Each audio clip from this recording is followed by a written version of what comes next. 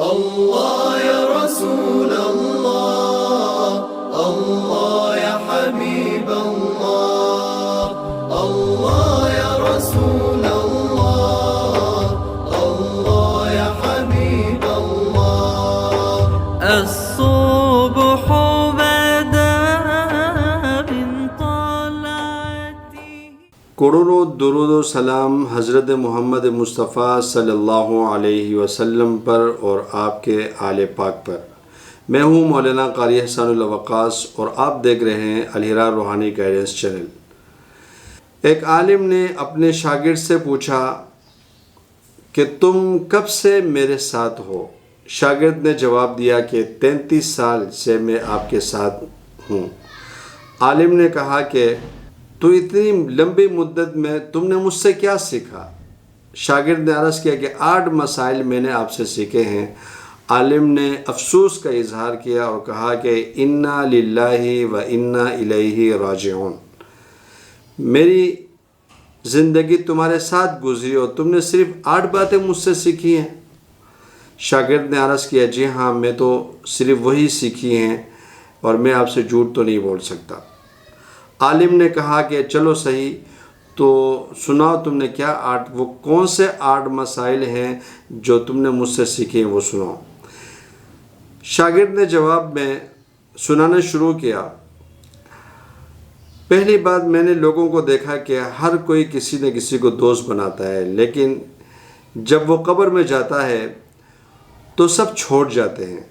چنانچہ میں نے نیکیوں کو جو ہے کہ اپنا دوست بنایا تاکہ جب میں قبر میں جاؤں تو وہ میرے ساتھ ہوں۔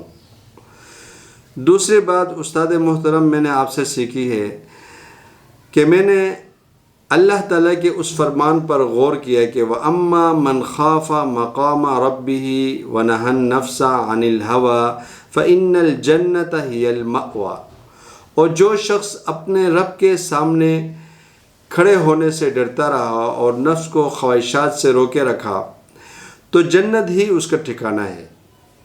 پس میں نے اپنے نفس کو خواہشات سے روکنے میں محنت کی، یہاں تک کہ وہ اللہ کی اطاعت پر جم گیا۔ تیسری بات جو میں نے آپ سے سیکھی، میں نے لوگوں کو دیکھا کہ جس چیز کی ان کے نزدیک کچھ قیمت ہو اسے سنبھال کر رکھتے ہیں تاکہ ضائع نہ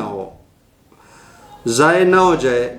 پھر میں اللہ رب العزت کا یہ ارشاد مبارکہ پڑھا، ما عندکم ینفد وما عند اللہ باق۔ جو کچھ تمہارے پاس ہے وہ ختم ہو جائے گا اور جو کچھ اللہ رب العزت کے پاس ہے وہ کبھی ختم ہونے والا نہیں۔ چوتھی بات، میں نے لوگوں کو دیکھا کہ ہر کوئی اپنے مال حسب و نسب پر فخر کرتا ہے۔ پھر میں نے اللہ رب العزت کا یہ ارشاد مبارکہ میں نے پڑھا، ان اکرمکم عند اللہ اتقاکم، یعنی اللہ رب العزت کے نزدیک سب سے زیادہ عزت والا وہ ہے جو تم میں سب سے زیادہ پرہیزگار ہو۔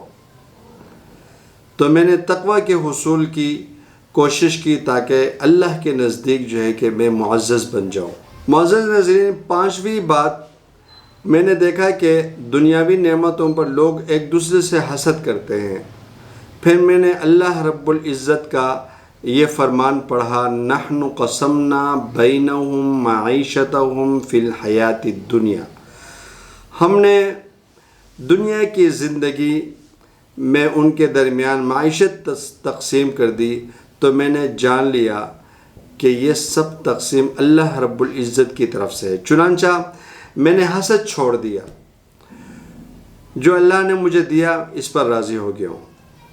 6ٹھی بات، اس شاگرد نے کہا کہ میں نے دیکھا کہ لوگ ایک دوسرے سے جو ہے کہ دشمنی کرتے ہیں، ایک دوسرے کے خون کے پیاسے رہتے ہیں، چھوٹی چھوٹی باتوں پر ایک دوسرے سے جھگڑتے ہیں، ایک دوسرے پر زیادتی کرتے ہیں، لڑتے ہیں، جھگڑتے ہیں۔ میں نے پھر اللہ رب العزت کا یہ فرمان پڑھا، ان الشیطان لکم عدو فاتخذوه عدو، یقیناً شیطان تمہارا دشمن ہے تو تم اسے دشمن ہی بنا کر رکھو۔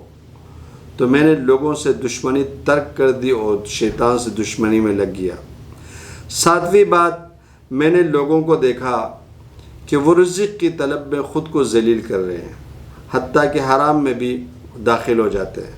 پھر میں نے اللہ رب العزت کا یہ فرمان پڑھا کہ وَمَا مِن دَابَّةٍ فِي الْأَرْضِ إِلَّا عَلَى اللَّهِ رِزْقُهَا، زمین پر جو بھی جاندار ہے اس کا رزق اللہ رب العزت کے ذمے ہے۔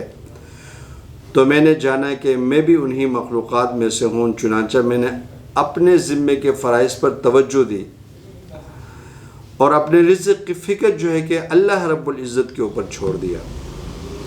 8ویں بات، معزز ناظرین کرام، میں نے دیکھا کہ ہر انسان کسی دوسرے انسان پر بھروسہ کرتا ہے، کوئی مالدار پر تو کوئی جاگیردار پر، کوئی منصب پر، کوئی تعلقات عامہ پر۔ پھر میں نے اللہ رب العزت کا یہ ارشاد پڑھا وَمَن يَتَوَكَّلْ عَلَى اللَّهِ فَهُوَ حَسْبُهُ، اور جو اللہ پر توکل کرے تو اس کے لیے کافی ہو جاتا ہے۔